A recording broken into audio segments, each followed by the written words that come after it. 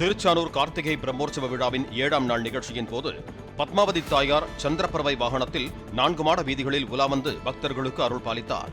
அப்போது மாட வீதிகளில் திரண்டிருந்த திரளான பக்தர்கள் தாயாருக்கு ஆரத்தி எடுத்து வழிபட்டனர்.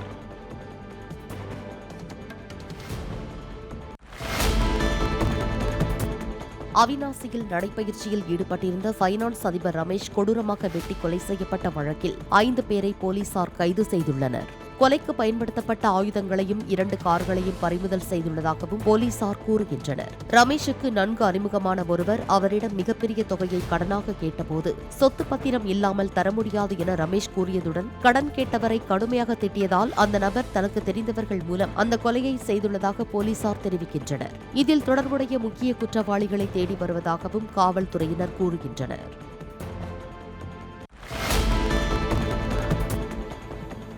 பெஞ்சல் புயல் காரணமாக தென்பெண்ணை ஆற்றில் ஏற்பட்ட வெள்ளப்பெருக்கு 3 நாட்களுக்கு பின் தற்போது குறைந்துள்ளது. கள்ளக்குறிச்சி மாவட்டத்தில் தென்பெண்ணை ஆறு செல்லும் வழித்தடத்தில் ஆங்காங்கே பாறைகளும் மணல் திட்டுகளும் தென்பட்டன.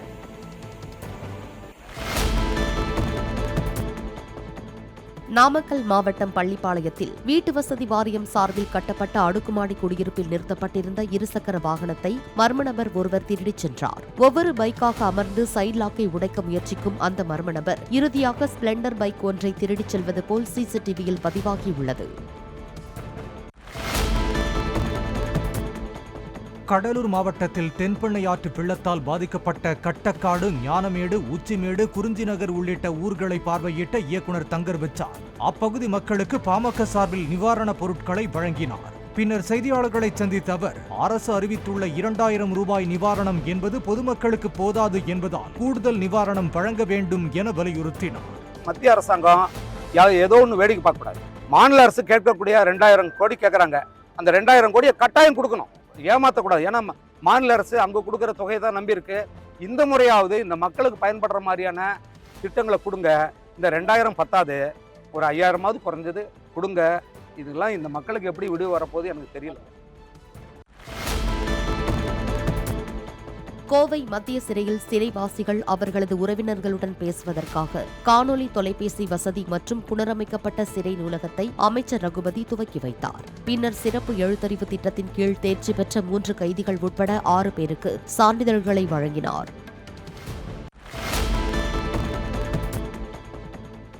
காஞ்சிபுரம் வேதாச்சலம் நகரில் பாதாள சாக்கடைக்காக வெட்டப்பட்ட பள்ளத்தை முறையாக மூடாததால் மழைக்காலத்தில் சாலைகளில் அடிக்கடி பள்ளம் ஏற்பட்டு கார்களின் சக்கரங்கள் சிக்கிக் கொள்வதாக வாகன ஓட்டிகள் தெரிவிக்கின்றனர். காஞ்சிபுரம் மாநகராட்சியுடன் புதிதாக இணைக்கப்பட்ட 11 வார்டுகளில் 254 கோடி ரூபாய் மதிப்பில் பாதாள சாக்கடை பணிகள் நடந்து வருகின்றன. பைப்லைன் பொருத்துவதற்காக வெட்டப்பட்ட பள்ளத்தை முறையாக மூடாததால் வேதாச்சலம் நகரில் மட்டும் 20 முறைக்கும் மேல் கார் சக்கரங்கள் பள்ளத்தில் சிக்கியுள்ளதாக அப்பகுதி மக்கள் தெரிவிக்கின்றனர்.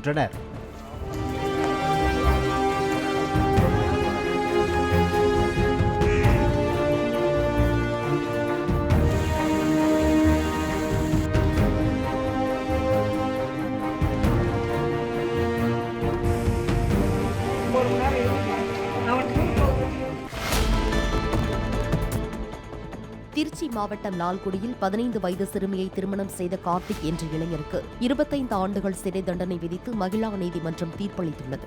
10ஆம் வகுப்பு படித்து வரும் அந்த சிறுமியை திருமணம் செய்து கொள்வதற்காக கார்த்திக் என்பவர் பெண் கேட்டபோது சிறுமியின் வயதை காரணம் காட்டி பெற்றோர் மறுத்துவிட்டதாக கூறப்படுகிறது. இதையடுத்து கார்த்திக் தனது மகளை கட்டாய திருமணம் செய்து கொண்டதாக சிறுமியின் தந்தை அளித்த புகாரின் பேரில் கார்த்திக் கைது செய்யப்பட்டார். ராமநாதபுரம் மாவட்டம் முதுகுளத்தூரில் 5000 ரூபாய் லஞ்சம் வாங்கிய புகாரில் துணை வட்டார வளர்ச்சி அலுவலர் பால்பாண்டி என்பவரை கைது செய்ததாக லஞ்ச ஒழிப்பு போலீசார் தெரிவித்துள்ளனர். புளியங்குடி கிராமத்தில் 7.5 லட்சம் ரூபாய் மதிப்பீட்டில் நாடக மேடை அமைக்கப்பட்ட நிலையில் அதற்கான தொகையை பெறுவதற்காக துணை வட்டார வளர்ச்சி அலுவலர் பால்பாண்டியிடம் ஒப்பந்ததாரர்கள் அணுகிய போது அவர் 5000 ரூபாய் லஞ்சம் கேட்டதாக கூறப்படுகிறது. சங்கரன்கோவில் சங்கரநாராயண சுவாமி கோயில் உண்டியல் காணிக்கையை எண்ணும் போது பணத்தை கையாடல் செய்த புகாரில் கைது செய்யப்பட்ட தலைமை காவலர் மகேஸ்வரி பணியிடை நீக்கம் செய்யப்பட்டுள்ளார்.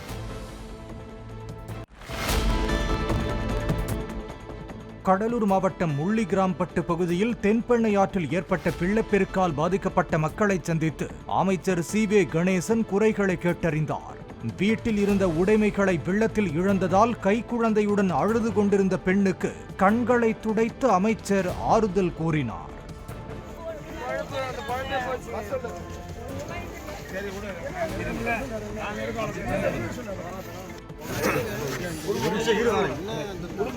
அண்ணா வந்திருக்கல, முதலமைச்சர் தான் அனுப்பியிருக்காரு.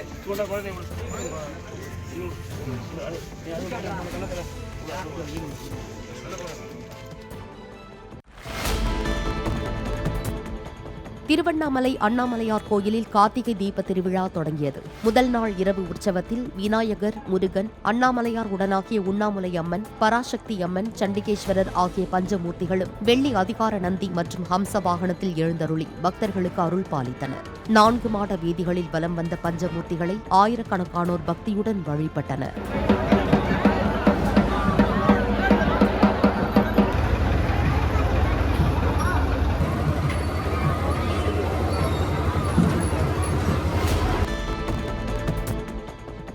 திண்டுக்கல் மாவட்டம் வேடச்சந்தூர் அருகே உள்ள பூத்தாம்பட்டியைச் சேர்ந்த விஸ்வநாதன் என்பவர் உடல்நலக்குறைவு காரணமாக உயிரிழந்த நிலையில் அவரை அடக்கம் செய்ய இடுகாட்டிற்கு எடுத்துச் சென்றனர். அங்கு ஏற்கனவே புதைக்கப்பட்டவர்களின் சடலங்களை செம்மண் திருடும் கும்பல் இரவோடு இரவாக ஒட்டுமொத்த பொக்லைன் மூலமாக அள்ளிச் சென்றது அறிந்து போராட்டத்தில் குதித்தனர். எல்லாத்தையுமே பாடி எல்லாம் எதுவுமே இல்லை,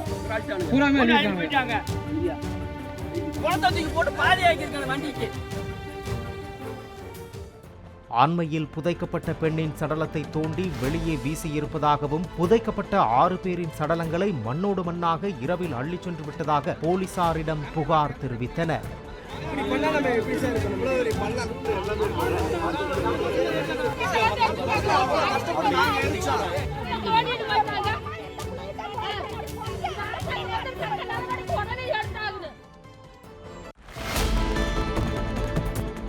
நடிகர் விஜயின் தமிழக வெற்றிக் கழகம் சார்பில் வெள்ளத்தில் பாதிக்கப்பட்ட சென்னை மக்களுக்கு அக்கட்சியின் பொதுச் செயலாளர் என் ஆனந்த் தலைமையில் நிவாரணப் பொருட்கள் வழங்கப்பட்டன. திருவல்லிக்கேணி சேப்பாக்கம் தொகுதி நிர்வாகிகள் சார்பில் 150 பேருக்கு 5 கிலோ அரிசி, பிரெட், பிஸ்கட்கள் மற்றும் பாய், பெட்ஷீட் உள்ளிட்ட பொருட்களை பொதுச் செயலாளர் என் ஆனந்த் நிவாரணமாக வழங்கினார்.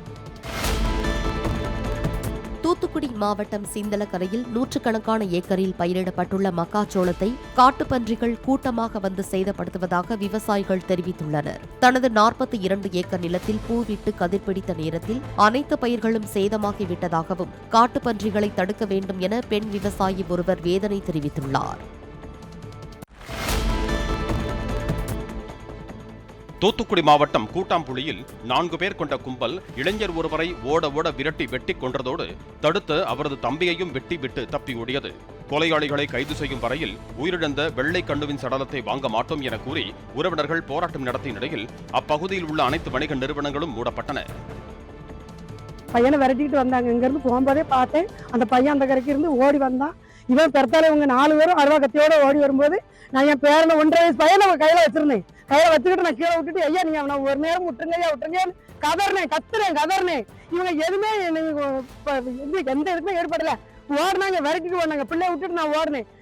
ஓடுறதுக்குள்ள இங்க இருந்து போறதுக்குள்ள உங்களை வெட்டுவேன், நீ பெருத்தால வந்தீங்கன்னா உன்னை வெட்டுவேன்னா நான் தான் ஓடிதான் போனேன். பெருத்தால ஓடியதான் போனேன். அங்க இருந்து போறதுக்குள்ள அவங்க வெட்டி சாச்சிட்டாங்க. பிள்ளை விழுந்துட்டான், பொத்துரும் விழுந்துட்டான். அதுதான் தெரியும். அதுக்குள்ள ஒரு செத்துனதுல மடிஞ்சிட்டாயா, மண்ணு மடிஞ்சிட்டாயா. மதுரையில் நகை விற்பனையாளரை கடத்தி 2 கிலோ தங்க நகைகளை பறித்த கும்பலைச் சேர்ந்த மேலும் 2 பேரை போலீசார் கைது செய்துள்ளனர். பாலசுப்ரமணியன் என்பவரிடம் இருந்து நகையை பறித்த 5 பேரில் 3 பேர் கைது செய்யப்பட்ட நிலையில் நகை புரோக்கர் நாகேந்திரன் என்ற சூர்யா மற்றும் செல்லப்பாண்டி ஆகிய இருவரை சென்னையில் போலீசார் கைது செய்தனர்.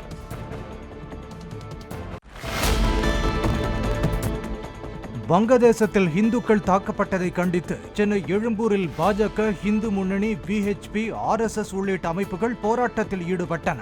தடையை மீறி போராட்டத்தில் ஈடுபட்டதாக பாஜக மூத்த தலைவர் தமிழிசை, மாநில துணைத் தலைவர் கரு நாகராஜன் உள்ளிட்டோர் கைது செய்யப்பட்டு மாலையில் விடுவிக்கப்பட்டனர். பின்னர் செய்தியாளர்களை சந்தித்த தமிழிசை, மழை வெள்ளத்தில் உரிய முன்னெச்சரிக்கை நடவடிக்கை எடுக்காமல் திமுக அரசு தோல்வியடைந்து விட்டதாக விமர்சித்தார்.